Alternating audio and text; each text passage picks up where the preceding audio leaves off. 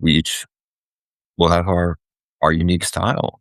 We may be Yeah. leaning into different qualities of self energy more because we have our own experiences, and so just embracing that as we learn the basics, we will have our own flavor, and I don't have to look like this trainer or that trainer. Going Inside is a podcast on a mission to help people heal from trauma and reconnect with their authentic self. Join me, trauma therapist John Clarke, for guest interviews, real-life therapy sessions, and soothing guided meditations. Whether you're navigating your own trauma, helping others heal from trauma, or simply yearning for a deeper understanding of yourself, Going Inside is your companion on the path to healing and self-discovery. Download free guided meditations and apply to work with me one-on-one at johnclarketherapy.com.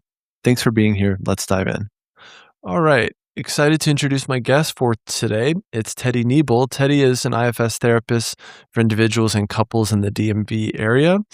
Teddy's also a dedicated PA for the Institute of IFS for Level 1 and Level 2 trainings. Teddy enjoys supporting therapists and everyday people who are new to the model and still carrying the impacts of cultural, systemic, and personal trauma. Teddy, thanks so much for being here. What else should people know about who you are and how you got here? Um, well, PAing is a big thing of what I do. Um, Coming up, serving for 20 level ones and a Mm, handful of level twos.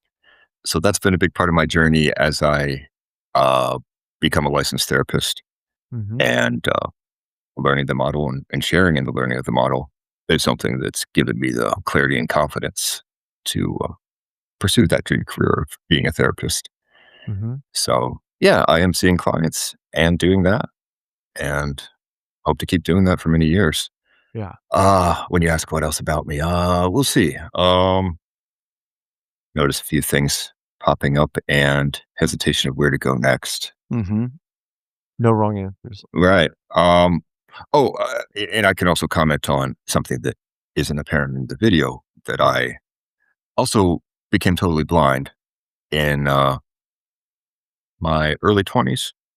Yeah. So that's been a part of my process, adjusting to that and being a therapist without sight. Yeah. What is that like? Um, it's it's actually felt two things there, right? Of course, it's been a process, and you know, I did seek therapy with that transition, Yeah. and I experienced different types and qualities of therapy. So Mm. we can speak to that experience, and I, I think it's ultimately, I brought certain things to that Yeah. shift because it happened quickly, and I think one thing, even though we all have different fears and experiences of loss, I'm on the other side of it, and I remember it was like pretty quickly one eye and then the other, Yeah. and I was still going to undergrad. Uh, and I was like, well, okay, one eye went first in this particular way. And I'm like, well, if the other goes, I'll be totally blind. And what most people think, right? Game over. Yeah. Forget any of your hopes and dreams for the future. Sure. Sure. So it's a pretty dark possibility, but you wake up and there you are.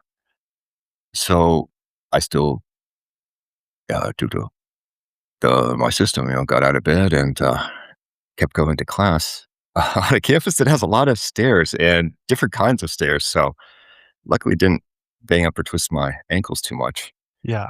which is still pretty wild that I did that without a cane at first, which Sure. is, I can't imagine doing it now and wouldn't recommend it.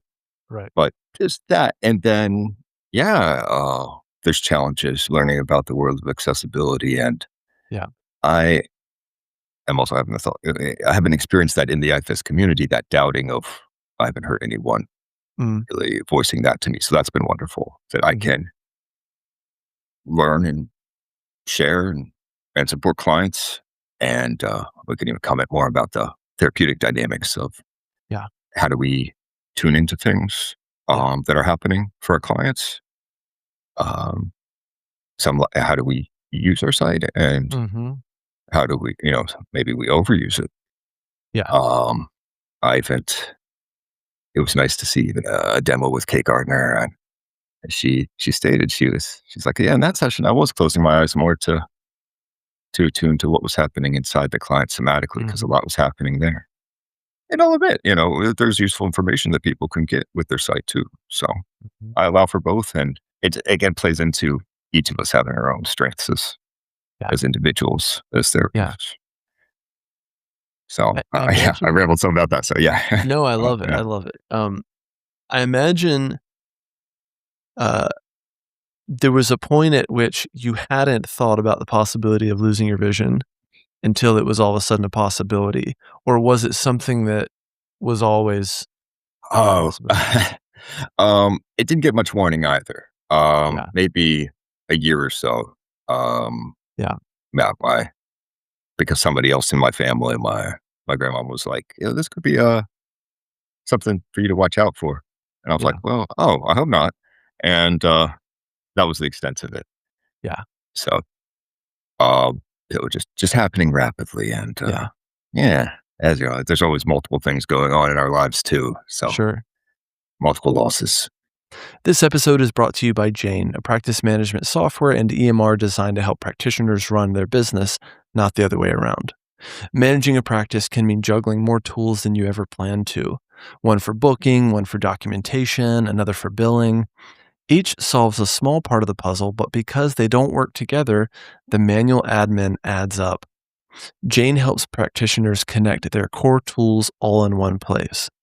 Payments are taken and recorded directly in Jane, so billing stays accurate and easier to track. Jane Websites helps new clients find your clinic online. And if something needs attention, Jane's support team is available by phone, email, chat, with an understanding of how your entire system works together. For added peace of mind, Jane includes privacy and security features like two-step verification, role-based access levels, and HIPAA compliance so that you can feel confident in your practice and knowing that your client data is protected. Practitioners know better than anyone, a little connection goes a long way. To learn more about how Jane can support you, your clients, and your business, head to jane.app/demo. And if you're ready to give it a try, you can use my code JOHN, that's JOHN, for a 1 month grace period on your new account. Again, that's jane.app/demo. Use the code JOHN for a 1 month grace period on your new account. You're already on some themes around grief. Grief is Hmm. so central to the work, and the work we do with clients, right? And grief Yeah. is central to our own lives. There's also the kind of like traumatic grief of, gosh, I had never imagined my life without this thing. You know, I've shared this Yeah. before, but when I was in my early 20s, my dad died in an accident. And when my mom called to tell me the news, that was the first I had ever imagined, uh, him not being here. Yeah. Sudden. There's So sudden. there's Yeah. sudden yeah, the Yeah. suddenness, there's something unfathomable about, I guess just our ignorance to, like, what we could lose, whether it's a person, in your case, Oh your yeah. sight, Right. Yeah. Of and course. Yeah. yeah. Mm. Yeah. So there's the shock, there's the trauma of it, and then eventually there's the grief once you can wrap your mind around, "Okay, my life is changing in Hmm. this way, Yes. The and there's grief, nothing I can do about it." and at the same time, yeah, with whatever pace is needed or possible, the Yeah, adjustments too. yeah, Um, which yeah depends too. If you, I imagine, I've heard stories, especially longer ago. You lose a spouse and all that disruption yeah. internally, and you still have to adjust for the practical at the same time. And yeah, for me, that I did have to tap into more patience and creativity I bet. and pausing. Yeah, Yeah, like even um, and I also noticed that um, yeah, we both in different ways lost a parent at it's a pretty early age, right? Yeah, at the yeah, start of the 20s. Yeah. yeah. Uh, Yeah, formative times, you think your yeah. life's gonna be one way, right? And it sounds like in your case, you're trucking along in college, and did you already have the plans to be a therapist? I had the dream, but not the plans. Okay. And yeah, What's the honestly, plan? I really, because I didn't see the path. I, you know, my mom would take my bro and I'd like Barnes and Noble, and I'd be reading psychology books and magazines, and Yeah. that was like Friday evening in high school. So there's that long interest, and of course, we know the younger parts that lead us down this path too. Yeah. Deep roots for this calling, and but I probably overly focused on the and intimidated by the number of years to Yeah. be a psychologist, and so I guess in that sense, I don't want to sound like losses are all about silver linings here. So part wants to give that caveat, but Sure. something I did lean into more was audiobooks when I became Yeah. blind, and I used the time, and honestly, I finished a lot more books through audio than I did with Interesting. regular sighted reading. Yeah. Yeah. And so that included enjoying very again in the vein of relationships and psychology and Brene Brown's books, and seeing social work paths, maybe that's something. Yeah. And then my most of my therapists have been social workers, so Yeah. seeing that, and then that plus IFS brought it together. So Yep. I was still trying to lean towards some science classes. I started engineering, and then had to tap out of that. Respect to people who can do that more easily. As therapists, we hold space for so many, but who's holding space for us? If you're craving deeper healing and more powerful tools for your clients, I want to invite you to my free webinar on internal family systems therapy. IFS changed my life and the way I practice. It helped me move through burnout, reconnect with my authentic self, and show up more fully for my clients and for myself. In this webinar, I'm going to walk you through what IFS is and why it works, a simple tool that you can use right away, and how to bring this work into your practice, even if you're just beginning. This is for therapists ready to go deeper. Join us now with the link in the description. And I just so there was some Couldn't hang. interest, but I was still doing psychology classes, so just kind of doing that as a double major, and Yeah, just intimidated, my got own it. heart's fears and hesitations. From what I remember, and so where I met you is you were a PA in my level 1, and Right. I can add some colors to that, but, from what I remember, uh, you trained in IFS before you became a therapist, right? Before you got your graduate degree Right. or something? It was around the same time. Okay. So it was before I got my degree, and so I had that experience of doing IFS trainings while doing social work school. So were you just disregarding everything your professors were teaching you, and you were like, "I've already found the model I love?" I was spreading the good word to my, Okay. in the discussions in class and in my Yeah. papers said, um, Hopefully your professors yeah, didn't get too tired of, um, the, but teaching. I, I hope maybe inspired some interest and curiosity in it. And so for my internships, I sought out IFS supervisors, which is really fantastic. Got it. And then even this year, it was pretty exciting. Frank Anderson came to my school, Salisbury University, Uh-huh. on the Eastern Shore, Maryland, and gave a talk on trauma and parenting. So I was surprised and excited to see that. Yeah, Yeah, that's really cool. It's a small world the more yeah, you you get to never know know. the IFS Yeah, oh, people. it is. Mhm. It is. Yeah. So yeah, So we met in a training, yeah. and I Mhm. felt lucky to cross paths there. And anything that you want to mention from? Yeah, Well, you you could. you would say something really Hmm. funny, over and over again, which, Hmm.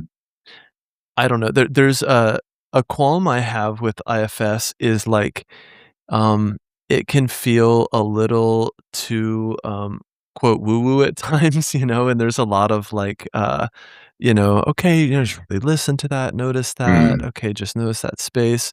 Um, and then you would just break it up with being really real and funny. And mm, in the anxiety of therapists, myself included, trying to like get it right mm. in doing our, practice sessions, you would say that you were out of gold stars Yeah. every time or Yeah, something like every time that. And I that know, I'm just always out. I don't know if you Sometimes I give found them any, to but Or I you're have to still give them out. to other people, and I'm all out by the time it's practice, which Yeah. is usually people's favorite part of training. Um, and yeah, I that's what I find a good use of humor to take the edge off. Um, Yeah. it's yeah, it's something that I enjoy. I admit I haven't found a way that seems helpful to bring it in with my clients. I know some people talk about that, Yeah. and of course, I have a sense of humor. It's you know the only sense gets sharper when you lose your sight. Mhm. But um, with it does come discernment.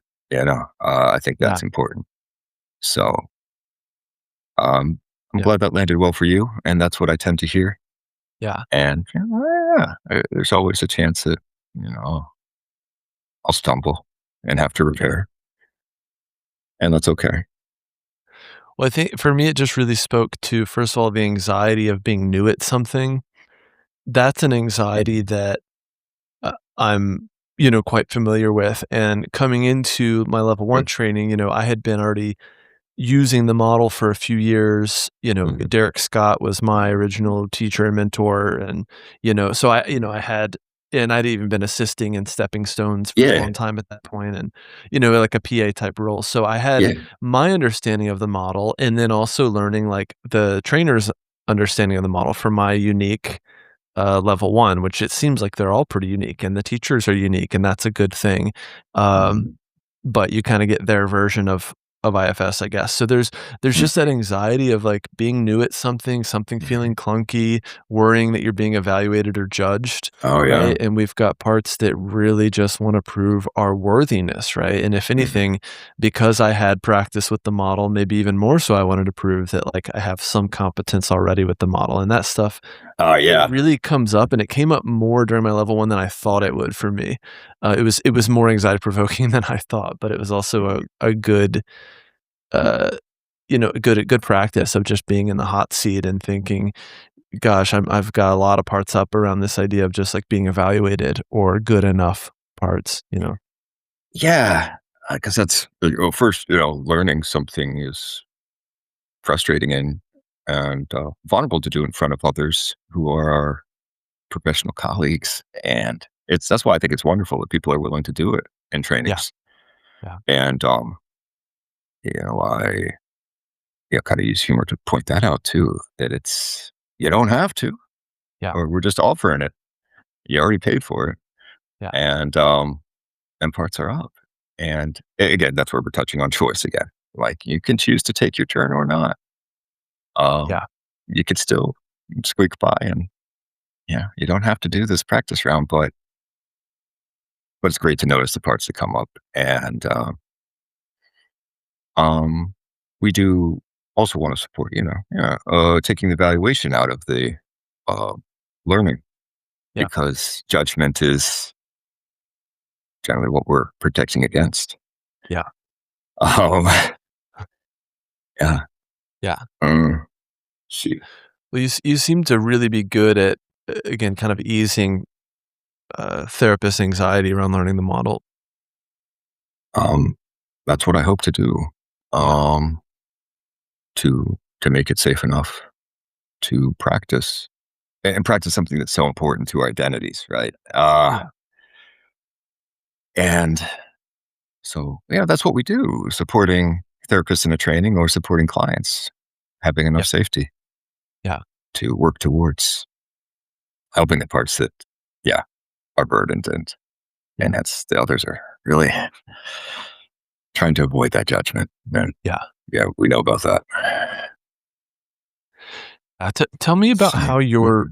relationship or even understanding of the model has changed and evolved over your time using it and also helping to teach it across, you said 20 some PA gigs, which that's a tremendous amount of hours and students. So Yeah. Um, that sounds like a gold yeah, star to it's me, but you know, it's and I do it's a happen to lot. have one actually. Yeah. Yeah. Oh, you have to have one? Okay. Yeah, it's in the mail. It's a virtual one. Yeah. Oh, it's a first. Thank you. It's a GIF Oh, that's a sticker. I'll text it to you. okay. I hope it's the blue star from Mario. It Oh, is. Um, and that is part of the upshot of getting to see, as you said, trainers having their own takes. So seeing Yeah, different trainers, yeah. yeah, And it doesn't change the heart of the work, but um and I have been touched, again by the continued willingness to practice and just how many awesome and unique therapists there are out there. And I want to point out unique too, because that's mostly pointed out in trainings, but yeah. I definitely heard it stressed by Kate Gardner in my level one, Okay. um, that we each will have our unique style. We may be Yeah, leaning into different qualities of self energy more because we have our own experiences, and yeah, so just embracing that as we learn the basics, we will have our own flavor and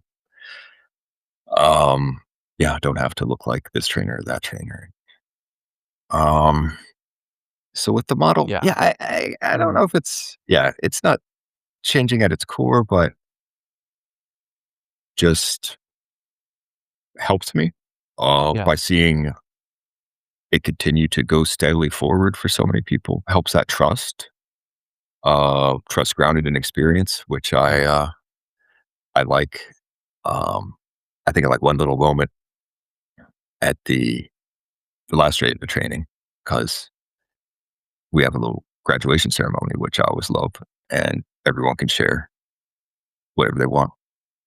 And there was in a staff meeting, there's some concern of like, um, will it work out? Will some people share too much, yeah. and will we go over time because the training ends at a certain time? And the AT was really sweet, and I was like, oh, I don't want to cut people off. So of course, I came in half joking, offering to be the bad guy to cut people off. Um, Yeah, I thought I could offer that. Yes, yes, very good, thank you. And that would be the end of their share. Right. But then a buddy PA he came in, he's like, actually, I think we can just trust that it'll balance out. Some people will share more, some will less. And we're Mm. telling them what the target is, and it'll work out. And that made sense to me because you see a number of graduations and they do work out in that in many ways. And sometimes shit does go down too. But um, that trust and Yeah, base grounding it in experiences is great, yeah, in that setting, in therapy and life. yeah, And yeah, I guess partially running with that in my mind now that like could be part of updating too. Like, yeah. look, how things have been going and how we continue to do them together. For the parts that who can get more scared and caught up Mhm, in what might go wrong mhm. in the next hour or this Yeah, weekend. yeah. So And that's a lot of what I think a lot about anxiety, and you yeah, just captured a lot of it, which is wanting to know more than is available to us, wanting more information than is available to us currently. What's gonna yeah, happen? more Am I certainty gonna than's be available. okay? Yeah. Yeah, exactly. What's the stock market gonna do? Who's gonna be Oh yeah. president? What's the weather gonna be? Yeah. Yeah, Yeah, that and I thought of that earlier. Sorry, with that, go ahead. because we experienced those personal sudden losses, Yeah, and then part of me, we have those parts that watch the news and are like, are we going to experience a macro level loss? yeah, In addition to the ones that we have been experiencing, that we're already having to confront yeah, and be with our parts and all those the pain and feelings. yeah, Um, yeah, what's next? Will there be a loss that we're not expecting, as you said? yeah, yeah. Anyway, I guess part of me Right, wanted to put that out there, right. and people can, yeah, check in with their own anxious parts on that scale. Yeah. But please go ahead. Well, something that has worked for me a lot, and again, this was like a Derek Scott-ism, which is I know if I notice there's a part of me that's worried about a thing, and again, it's like this part wants to know more than is available to us right now. And sometimes what we do is we try to just reassure or talk that part out of its fear, or I'm sure it's gonna be fine, which it's like you don't Mhm. know. So that doesn't really land, right? And we Oh, think right, about that's the other one, that's the other side yeah, that's like, "Yeah, yeah, don't chill out, it's art." Yeah. chill out. Yeah, which can land like an invalidation of like, don't be ridiculous, don't Mhm, worry, calm mhm, down, mhm, right? So it really can subtly get into a dismissal. And I have this moment all the time as a parent. I was dropping off my 6-year-old this mm. morning, and she was so thrilled all morning about the book fair. Did you have book fairs growing up? I did, yeah, Okay. yeah, So it must be a universal thing or a very American thing. Like, 2 times a year you get to show up and you get to buy some books and the kids lose their minds. And it's really less about the books and more about like the little erasers, or like a scented eraser or yeah, something. my guess is that the bar is low, for the average school day. It is. Uh-oh. So they just lose their minds, right? So she's been Yeah, excited about this great. for weeks. And then this morning we're getting ready to walk in and she's like, Daddy, I'm scared. I'm like, okay, what are you scared of? She's like, I'm just scared. She's just like, I don't know how this is gonna go, the book Mhm, fair. It's like, okay, yeah, well, I know you've been really looking forward to it, and now you're scared. She's just like, I just don't know how it works or like what I'm gonna mm, do once I'm in there. And as much as I want to try to just flat out reassure or it's fine or you're fine, because some part of her doesn't feel fine, right? yeah. Or is confusing the excitement with anxiety or what if I pick up, the wrong book or what if I Yeah, you know getting it right, all these things you could mess up maybe, yeah, Yeah, if I'm sensing that, yeah. and So, so the Derek Scott thing was just like, of course, there's a part of you that's worried or has so much built up around this that you're also scared. So I offer that to my own parts at times, and it tends to really help, and I encourage clients to offer that as well. Of course, you wanna know more. Of course, life is scary. Of course, we wanna know what the future holds, right? Or what's gonna happen to your life or your job or your marriage or your kids or whatever. And just offering that, like, of course, and mhm, really nothing yeah, beyond that is, I think, a nice response right. with anxious parts. Yeah, that sincere validation, That's my TED and, Talk, no pun intended. uh, um, yeah, and I would add, another thing that is at the heart of it, and I imagine you'll agree that it's like, "Of course, and I'm here too, and I'll There be you here." go. That Yep, companionship, that's another great C word. yep, Um, so and that's part of yep. the process of continuing to connect. Yeah, yeah, we Yeah, agree. I love that. The yeah, I'm here, and I'm gonna throw in other things like what else, but, uh, and I don't know if, Bob said it in one of your episodes with him, but if the suffering feels a bit big to be within the classic self-energy, internal way, Yeah, finding that spirit that's big enough to hold it. there you Uh, go. so, Yeah, um, yeah. yeah, together. That we can go through this together. Mm, Let's see how this goes together is, I just think, a beautiful image.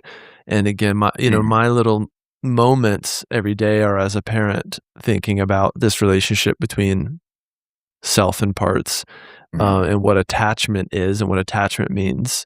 Um, and again, it doesn't mean I'm gonna get it right 100% of the time. It means, uh I'm mm, gonna try to be there for the way you need me to be, and when I'm not, I own it and I repair and yeah, go, "Hey, can we try again?" Which is something that I think, yeah, for a lot of people, our parents had a hard time doing, right? I remember yeah. I was telling someone the other Yeah, day, I did and they did an amazing job. I don't remember my parents ever apologizing. I mm, apologize a lot to my daughter. If I, like, get something wrong or I've lost my mm, temper or whatever, I apologize a mhm, lot, and I don't remember that happening growing up, so that is something different about this, like, gentle parenting generation that's kinda going on now, but I think about that mm. too just from an IFS stance of, like, getting it right versus just really trying to be there and return to that connection. It's great to be able to do things differently, Yeah, than our parents, and, yeah, as we heal the impact of those moments that were yeah, burdening. yeah, And, yeah, I couldn't even connect them. My mom would apologize, but the fact that there was a pattern, right? Because and I think they're including this more in level 1 trainings too, that it's repair is more than just I'm sorry, right? So Yeah. it's a process, and Mhm. I'm glad to hear about these examples that you're able to offer to your daughter. Yeah. Um, yeah, I know there's a couple thoughts ready to jump off of that too. Where are we? Um,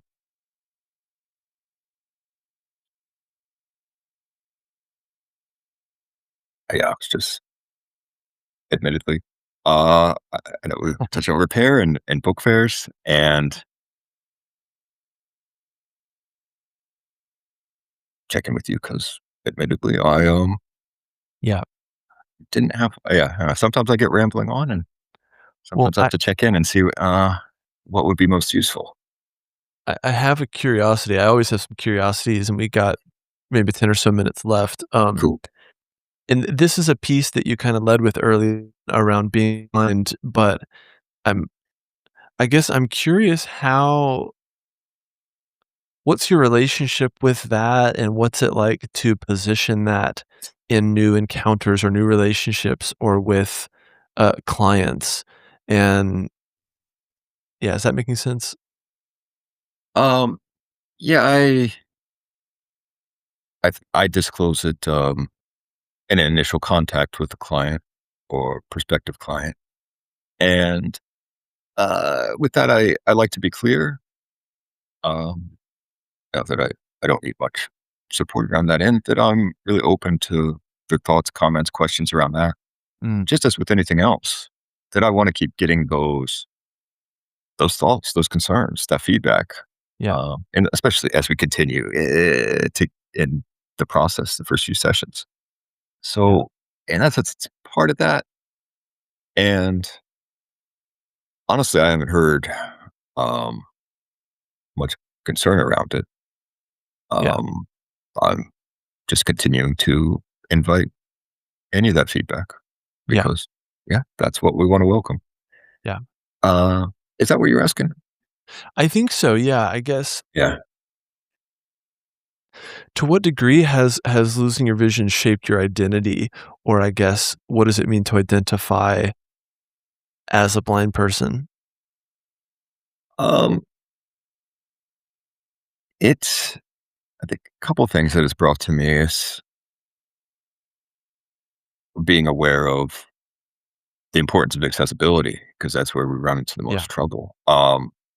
Will ableist mindsets that, of course, we've all internalized, yeah, along with all these other isms that we are the water we live in, um, and connected me to great people in the community, mm, like the NFB, National Federation of the Blind, mm, and that's been a wonderful part of that experience. And so the identity is about, um, again, being more free to be yeah, yourself and follow your dreams. And like the NFB's motto is, live the life you want. And yeah, interestingly, yeah, that becoming blind was part of the path that led me to one thing and another. yeah, I am right, living the life I want now.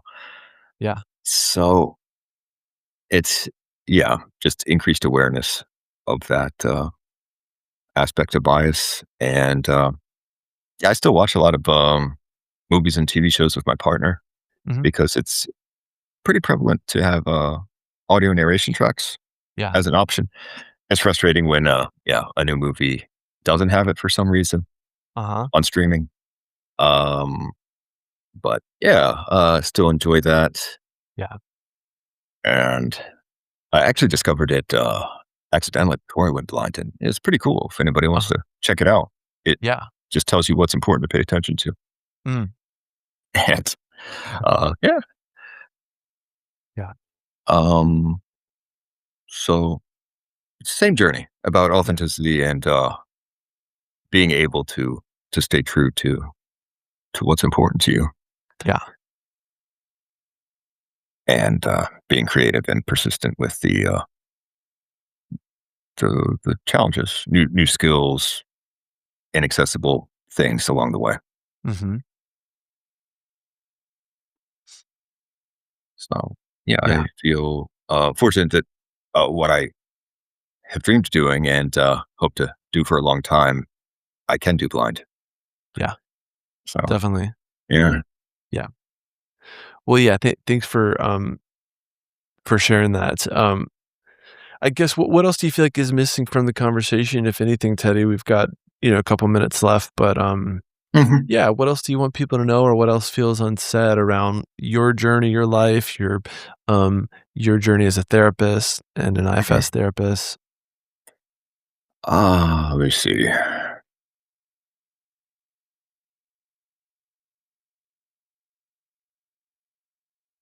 Hmm.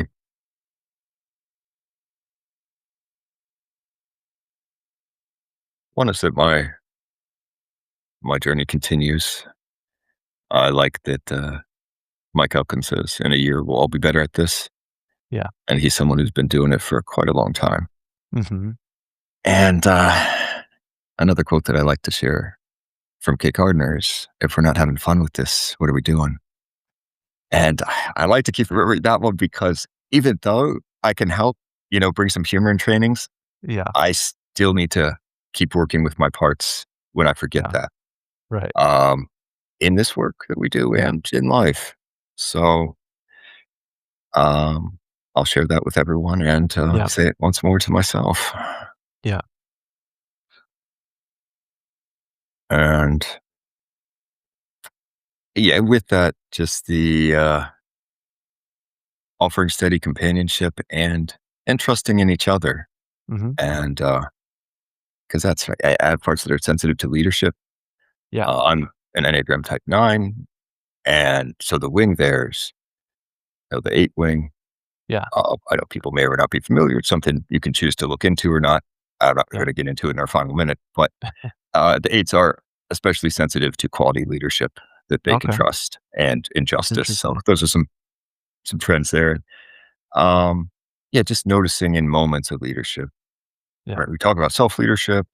Um, we're in the position of power leadership with clients, and um, sensitive when you're in a group and the leader is either not speaking up and addressing something that's happening, Mhm. or you can sense their managers coming out with some kind of wanting to control because there's some fear because Yeah. we can feel that. And and what if they could trust? Because that's something, as I already mentioned, I in trainings I trust the people that choose to come together and learn and grow together. Yeah. Like, it's going to be okay. We're going to get through this together. And Mm. so there's that part that gets up in me when I'm like, oh, why are you anxious about this detail? Mhm. Um, Yeah. so I just ending with that again, companionship and trust, and hopefully we can have fun amongst all the serious concerns. Yeah. That's another. One other thing that I like to aim for sincerity, because we respect the everybody, and again, this IFS work is sacred. Mm. But to me, there's like a little sense of seriousness being a little closer to that fear. That, Mhm. we have to handle this with care, or it could go really wrong. Yeah. And again, that's, as Mike always points out, protectors put out fires with gasoline. Yeah. And sincerity and respect just feel better to me. Yeah. So Love it. yeah, yeah, Sounds like a good note to end on. Um, great, awesome. Well, thank you so much for, yeah, being here and doing this. Like I said, I had wanted to get, this conversation, uh, have this conversation happen since I met you at level one, and just really appreciated your humor and authenticity.